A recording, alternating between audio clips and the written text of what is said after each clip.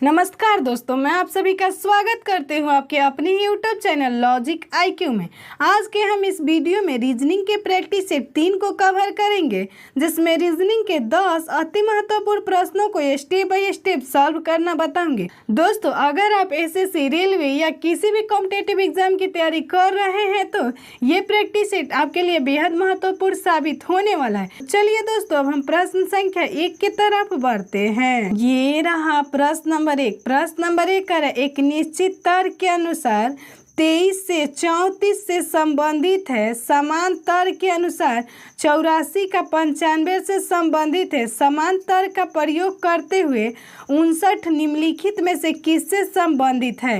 दोस्तों, ये जो मेरा क्वेश्चन है ये एनालॉजी से रिलेटेड है और इस प्रकार का भाषा प्रयोग किया गया है, लेकिन ये प्रश्न एनालॉजी का ही है। ठीक, इस प्रश्न में बोला जा रहा है कि जिस प्रकार 23 का संबंध 34 से बताया है, उसी समान तर्क का प्रयोग करते हुए 84 का संबंध 95 से बताया है, तो इसी समान तर्क का प्रयोग करते हुए आपको भी 59 का संबंध एक अंक से बताना है, जो इस प्रश्न का सही उत्तर होगा। दोस्तों, सबसे पहले हम ये समझेंगे कि ये प्रश्न 23 का संबंध 34 से कैसे बता रहा है, यानी 23 में ऐसा क्या कर रहा है जिससे इसे 34 प्राप्त हो रहा है। अगर आप 23 में प्लस 11 कर दीजिएगा तो क्या आपका 34 नहीं आ जाएगा। और इसी प्रकार 84 से 95 लाने के लिए आप 84 में 11 ऐड कर दीजिएगा तो क्या आपका 95 नहीं आ जाएगा। और इसी लॉजिक का प्रयोग करते हुए हम 59 में भी प्लस 11 कर देंगे तो क्या हमारा 70 नहीं आ जाएगा। और 70 ऑप्शन नंबर बी में है, जो इस प्रश्न का सही उत्तर होगा। चलिए दोस्तों, अब हम अगले प्रश्न की तरफ बढ़ते हैं। ये रहा प्रश्न नंबर 2। प्रश्न नंबर 2 कर एक ही पासे की 3 अलग अलग स्थितियां दर्शाई गई है। 5 दर्शाने वाले फलक के विपरीत फलक पे कौन सी संख्या होगी। दोस्तों, ये जो मेरा क्वेश्चन ये पासा यानी डाइस से रिलेटेड है। यहाँ पे हमें 3 पासा दिया गया है और इन तीनों पासा से हमें किसका विपरीत पूछा जा रहा है, 5 का विपरीत पूछा जा रहा है। तो देखिए दोस्तों, पासा का कोई भी क्वेश्चन बनाने के लिए सबसे पहले हम किसी भी 2 पासा को लेते हैं, तो हम इसमें पहले पासा और दूसरे पासा को लेंगे। ठीक, और इन दोनों पासा में हम देखते हैं कि कोई एक संख्या हो जो दोनों पासा में सेम हो। तो अगर आप पहले पासा और दूसरे पासा को ध्यान से देखिए तो पहले पासा में 6 भी है और दूसरे पासा में भी 6 है, और पहला पासा में 3 भी है और दूसरे पासा में भी 3 है। यानी हम इन दोनों पासा को नहीं लेंगे। क्यों? क्योंकि हम अभी तो बताएं 2 पासा में एक ही संख्या सेम होनी चाहिए। तो इसी प्रकार अगर हम दूसरे पासा और तीसरे पासा को लें तो देखिए दोस्तों, दूसरे पासा में आपको 2 दिख रहा है ना, और तीसरे पासा में भी 2 दिख रहा है, यानी दूसरे और तीसरे पासा में एक ही अंक क्या सेम है। ठीक, तो हम क्या करेंगे, जो पहले सेम अंक है उसको पहले लिखेंगे। तो हम पहले लिखेंगे 2। ठीक, और 2 के बाद हम क्लॉकवाइज चलेंगे, यानी 2 के बाद कौन सी संख्या लिखेंगे, 6। तो हम यहाँ पे 6 लिख दिए, और 6 के बाद फिर हम क्लॉकवाइज चलेंगे तो अब क्या लिखेंगे, 3। और इसी प्रकार ये जो तीसरा पासा है ना, इसमें भी पहले संबंधित संख्या यानी जो सामान्य संख्या था दूसरे पासा और तीसरे पासा में उसे लिखेंगे। तो इसमें क्या था, 2, तो हम पहले लिखेंगे 2। 2 के बाद फिर हम क्लॉकवाइज चलेंगे तो लिखेंगे 1, तो फिर हम यहाँ पे लिख दिए 1। 1 के बाद हम लिखेंगे 4, फिर हम लिख दिए 4। अब हमसे पूछा जा रहा है कि 5 के विपरीत। देखिए दोस्तों, इस पासा में तो 5 है, लेकिन ये जहाँ पे यहाँ पे सम अंक लिया गया है, मतलब विपरीत अंक लाए हैं, इसमें कहीं 5 है तो नहीं ना। तो देखिए दोस्तों, ये जो समान संख्या है ना, जो समान आया है, इसी के स्थान पे हम इस 5 को लिखेंगे। क्यों? क्योंकि ये तो पासा में 5 है, लेकिन इसमें कहीं 5 नहीं आ रहा है, इसीलिए 5 का विपरीत पूछा तो 2 होगा, और 2 का विपरीत पूछेगा तो 5 होगा। 6 का विपरीत पूछेगा तो 1, 1 का विपरीत 6, 4 का विपरीत 3 और 3 के विपरीत 4 होगा। तो इसमें हमसे 5 का विपरीत पूछा जा रहा है, तो 5 का विपरीत क्या होगा, 2। 2 ऑप्शन नंबर डी में है, जो इस प्रश्न का सही उत्तर होगा। चलिए दोस्तों, अब हम अगले प्रश्न की तरफ बढ़ते हैं। ये रहा प्रश्न नंबर 3। प्रश्न नंबर 3 करें लुप्त संख्या ज्ञात करें। ये जो मेरा क्वेश्चन ये मिसिंग नंबर से रिलेटेड है। यहाँ पे 3 डायग्राम बनाया गया और तीसरे डायग्राम में एक प्रश्नवाचक चिन्ह दिया गया है और ये प्रश्न हम लोगों से ही पूछ रहा है कि इस प्रश्नवाचक चिन्ह के पास हम कौन सा अंक भर।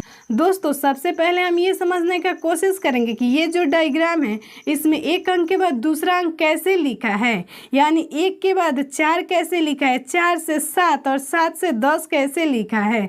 देखिए दोस्तों अगर आप 1 से 4 लाने का कोशिश कीजिएगा तो आपको पता चलेगा कि +3 हुआ है, 4 से 7 लाने के लिए +3 हुआ है, फिर 7 से 10 लाने के लिए +3 हुआ है। यानी इस डायग्राम में एक अंक के बाद दूसरा अंक प्राप्त करने के लिए +3 किया जा रहा है।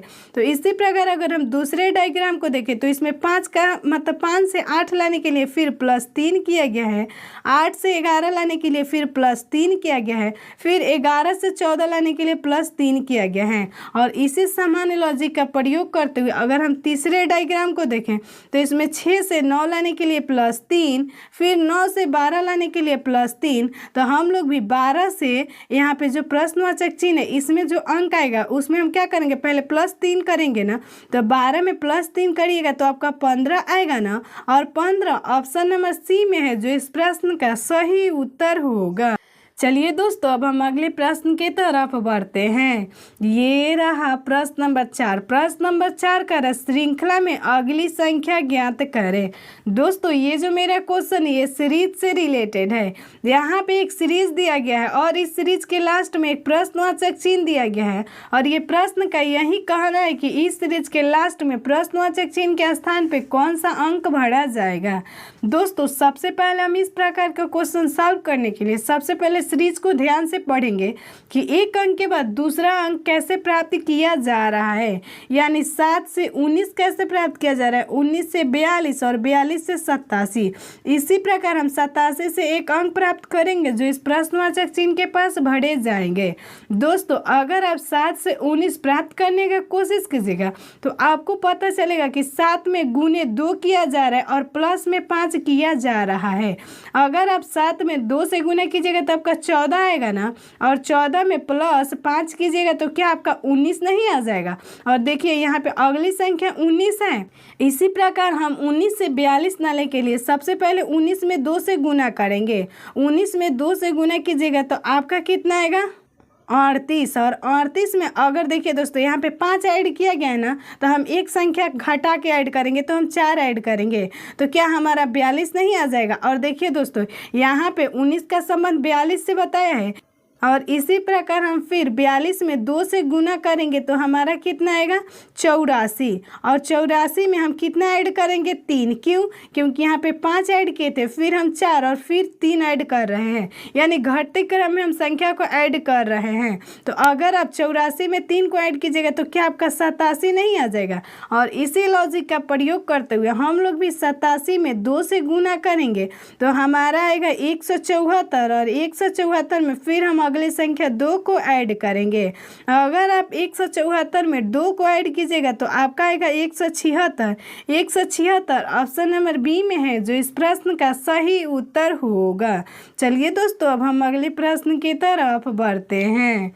ये रहा प्रश्न नंबर 5। प्रश्न नंबर 5 करें अमित अपनी कक्षा में ऊपर से 7वें और नीचे से 26वें स्थान पर है। कक्षा में कितने छात्र हैं। दोस्तों ये जो मेरा क्वेश्चन ये रैंकिंग से रिलेटेड है और इस प्रश्न में पूछा जा रहा है कि जो अमित नाम का लड़का है वह अपने क्लासरूम में ऊपर से 7वें नंबर पे और नीचवे से 26वें नंबर पे मतलब उसका रोल नंबर है। तो पूछा जा रहा है कि उस क्लासरूम में कुल कितने लड़के हैं। देखिए दोस्तों कभी भी आपको इस प्रकार का क्वेश्चन देखने को मिले तो सबसे पहले आप इन दोनों अंक को ऐड कर दीजिएगा। तो आप 7 में 26 को ऐड कर दीजिएगा। अगर आप 7 में 26 को ऐड कीजिएगा तो आपका आएगा 33। लेकिन सबसे पहले हम ये देखेंगे कि देखिए दोस्तों यहाँ पे 2 जगह उसका स्थान बताया जा रहा है ना अमित का। पहले तो ऊपर से बताया जा रहा है कि वो 7वें नंबर पे और दूसरे नंबर और नीचे से बताया जा रहा है कि वो 26वें नंबर पे है।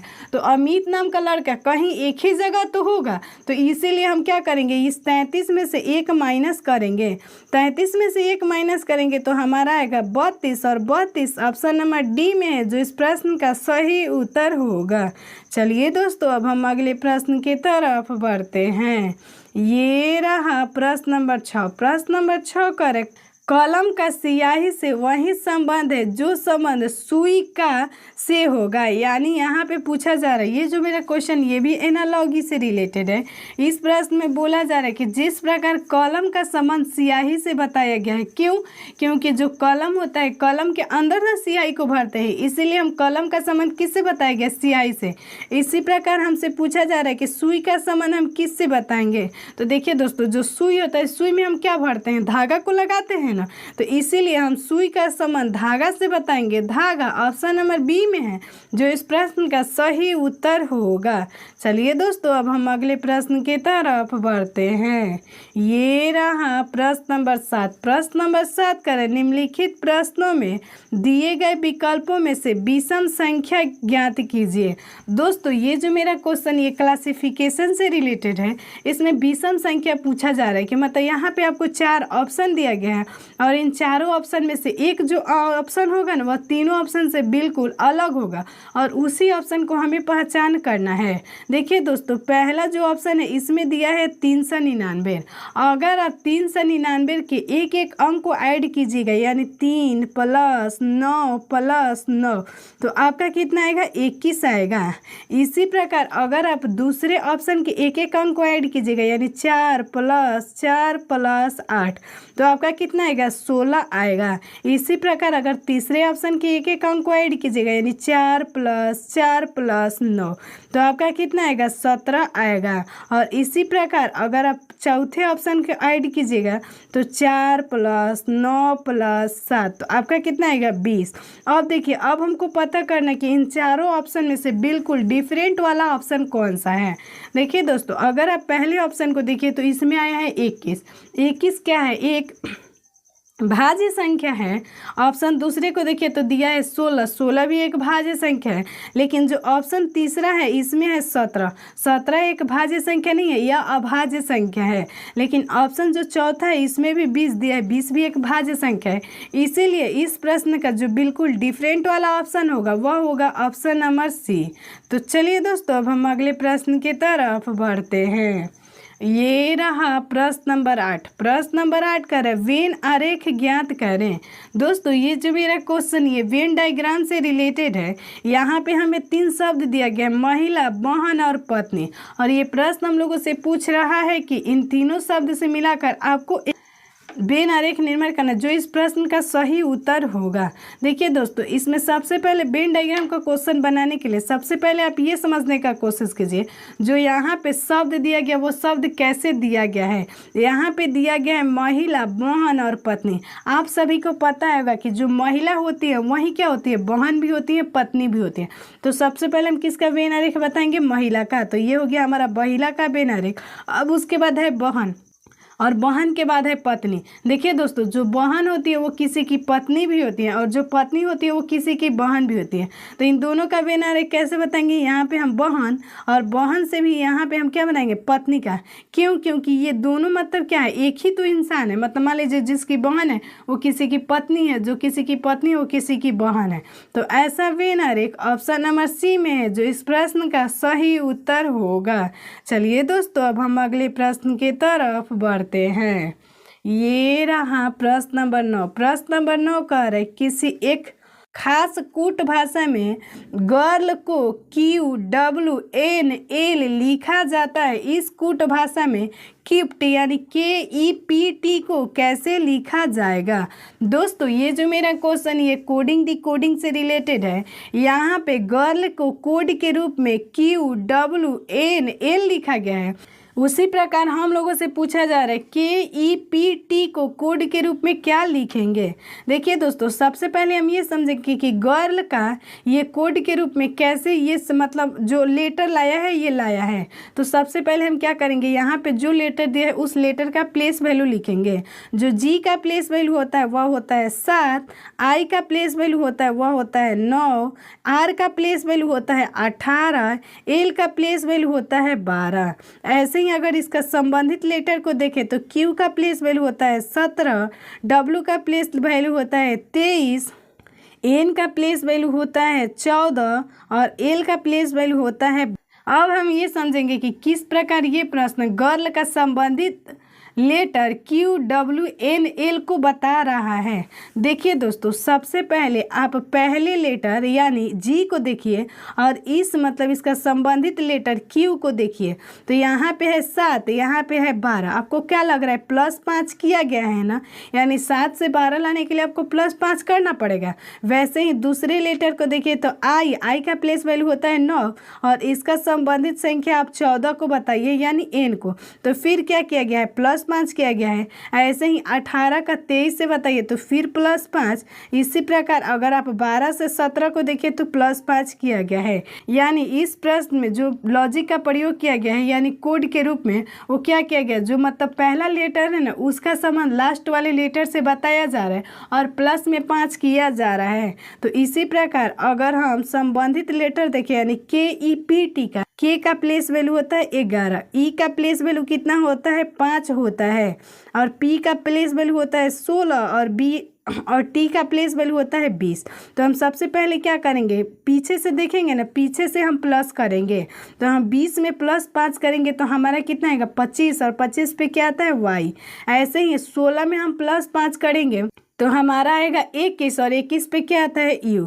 इसी प्रकार अगर यहाँ पे E है यानी 5 में 5 करेंगे तो हमारा आएगा 10 और 10 पे क्या आता है J आता है। और इसी लॉजिक का प्रयोग करते हुए अगर हम लास्टिंग अंक यानी 11 में +5 करेंगे तो हमारा कितना आएगा 16 और 16 पे क्या आता है P। यानी जिस प्रकार ये प्रश्न GIRL का संबंध QWNL से बताया है उसी प्रकार हम लोग भी KEPT का संबंध YUJP से बताएंगे। YUJP ऑप्शन नंबर C में है जो इस प्रश्न का सही उत्तर होगा। तो चलिए दोस्तों, अब हम इस प्रैक्टिस सेट के लास्ट क्वेश्चन यानी 10 की तरफ बढ़ते हैं। ये रहा प्रश्न नंबर 10। प्रश्न नंबर 10 कर नीचे दिए गए विकल्पों में से उसे चुनिए जो अन्य तीनों विकल्पों से भिन्न है। दोस्तों, ये भी जो मेरा क्वेश्चन है ये असमानता से रिलेटेड है। इसमें बोला जा रहा है कि यहाँ पे 4 ऑप्शन दिया है और इन चारों चित्र जो दिया है इन चित्रों में से एक जो चित्र होगा ना, इनमें 3 चित्र समान होगा बिल्कुल और एक चित्र जो होगा वो बिल्कुल डिफरेंट होगा और उसी एक चित्र को हमें पहचान करना है। देखिए दोस्तों, अगर आप पहले चित्र और दूसरे चित्र और चौथे चित्र को देखिए तो ये तीनों क्या है, समान है।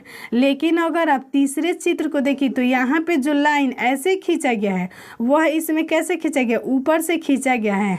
और पहले चित्र में यहाँ पे जो डबल ऊपर 0 0 दिया है इसमें नहीं दिया है।